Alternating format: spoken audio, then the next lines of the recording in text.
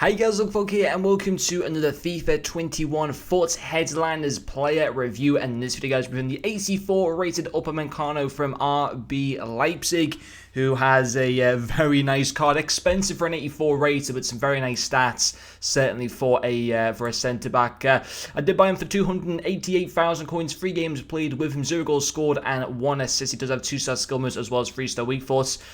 Some really good in-game stats, 97 strength, 90 stand tackle, 87 heading accuracy, 89 sprint speed as well. I did also have the shadow cams that apply to him. And interestingly, he doesn't actually have a single player trait. I don't know if that's just maybe glitched out on the card. It's very rare that you get a card that doesn't have any player traits at all. Not like a centre back needs that many player traits. It'd be cool if he had like power header or something like that, or maybe team player. But traits in general don't really make too much for a centre back. It's just weird that there isn't any on the card anyway. So yeah, maybe it is just a glitch. I'm not too sure. But anyway, Upamecano, they're actually about to play against Dortmund at half-5 today. So, of course, if they win that game, that'll be their first of the 4 wins for Upamecano to receive a 1+ upgrade. And I think as a centre-back, of course, he's very good, but at the same time, he's very expensive. You know, I have no doubt that Leipzig will win 4 domestic games consecutively at some point between now and the end of the season. I think we can all agree that that's probably going to happen. I mean, they're fighting for the title in the Bundesliga as well. But in terms of this card actually getting upgrades through Team of the Weeks and stuff like that, it is hard for centre-backs to get into Team of the Week. You have to obviously try and keep a clean sheet. Maybe, today he can maybe go and get like a goal and keep a clean sheet in the game against Dortmund, which if they do, this card would probably get an upgrade for that because he probably would be included in the Team of the Week. But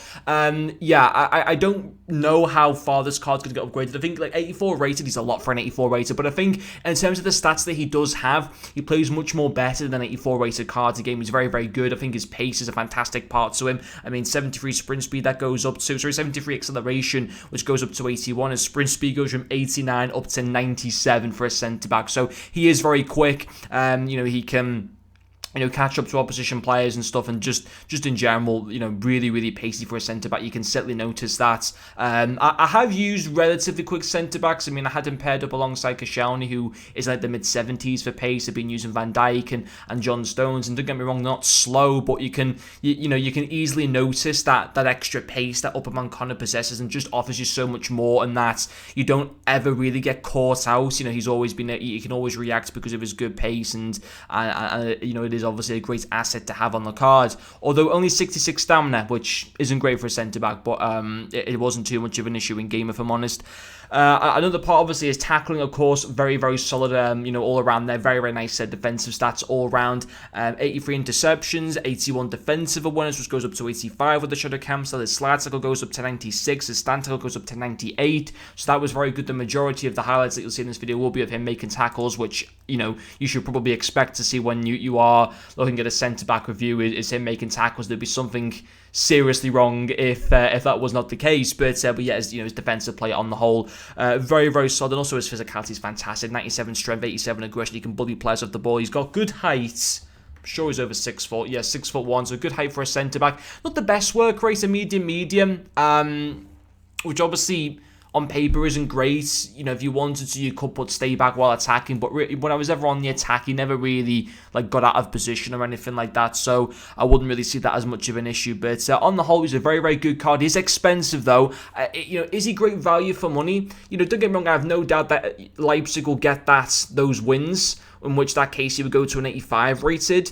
And I think he is good enough, at some points between now and the end of the season to go and get like a clean sheet in a match and maybe get a goal or something like that, or just play a great defensive performance in a particular Bundesliga match. So I think that we will see a individual upgrade for Upamecano for an inform, and I think we'll see the team upgrade. So I have no doubt that this card can get to an 86, maybe an 87 rated, by which that point this card becomes fantastic value for money. Is he right now good value for money? I don't think he's terrible value for money, but I think he is a little bit touch too expensive. But the thing you've got to think about this headline is you've got to buy them as investments. They might be expensive now, but later on down the road, once you get their upgrades, you'll start to reap their benefits, and eventually and hopefully they'll become a very, very good value for money card. So it's one of those cards, once again, buy him as an investment if you really, really want. So I do think he goes down as one of the best centre-backs in the Bundesliga.